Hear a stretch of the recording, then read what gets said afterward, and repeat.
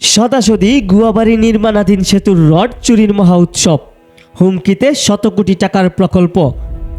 সম্প্রতি নারায়ণগঞ্জের ২৫০০ উপজেলার গোপালদী পৌরসভার সদাসদি গুয়াবাড়ি এলাকায় নির্মাণাধীন একটি গুরুত্বপূর্ণ সেতু এখন চোরদের অবাধ বিচরণ ক্ষেত্রে পরিণত হয়েছে। রাতের অন্ধকারে সংঘবদ্ধ চোরচক্র ব্রিজের পিলারের জন্য গেঁথে রাখা রড কেটে নিয়ে যাচ্ছে।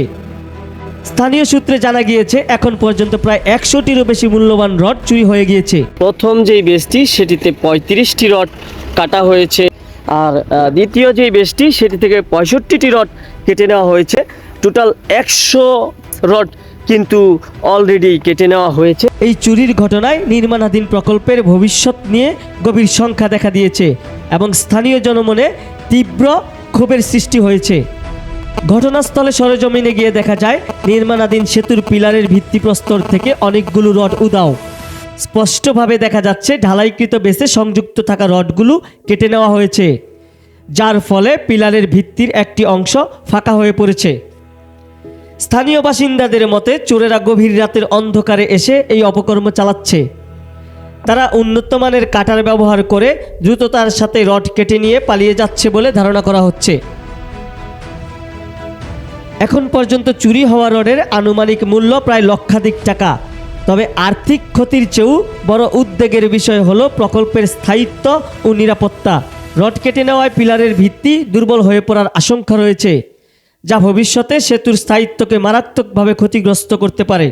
এলাকাবাসী এই ঘটনায় অত্যন্ত ক্ষুব্ধ ও আতঙ্কিত। তাদের অভিযোগ, প্রশাসনের নজরদারির অভাবেই চোরেরা এতটা বেপরোয়া হয়ে পড়েছে। এখন পর্যন্ত এই চুরির ঘটনায় সংশ্লিষ্ট ঠিকাদারি প্রতিষ্ঠান বা স্থানীয় প্রশাসনের পক্ষ থেকে কোনো কার্যকর পদক্ষেপ নেওয়ার খবর পাওয়া যায়নি। নির্মাণাধীন স্থানে নিরাপত্তা প্রহরীর অভাব এই চুরির জন্য দায়ী বলে মনে করা হচ্ছে। স্থানীয় প্রশাসন ও পুলিশকে অবিলম্বে ঘটনাস্থল পরিদর্শন করে চুরির ঘটনায় তদন্ত শুরু করতে হবে। চোরদের দ্রুত চিহ্নিত করে আইনের আওতায় আনতে হবে, যাতে ভবিষ্যতে এই ধরনের ঘটনা আর না ঘটে।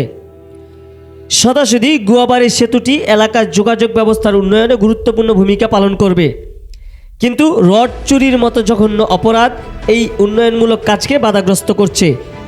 প্রশাসনের দ্রুত ও কার্যকর পদক্ষেপই কেবল এই প্রকল্পের সুষ্ঠু বাস্তবায়ন এবং সরকারি সম্পদের সুরক্ষা নিশ্চিত করতে পারে। জনস্বার্থে এই সমস্যার আশু সমাধান একান্ত কাম্য। আমরা প্রশাসনের কাছে দ্রুত ব্যবস্থা নেওয়ার দাবি জানাচ্ছি। সুজন মাহমুদ, গোপালদী, ২৫০০, নারায়ণগঞ্জ।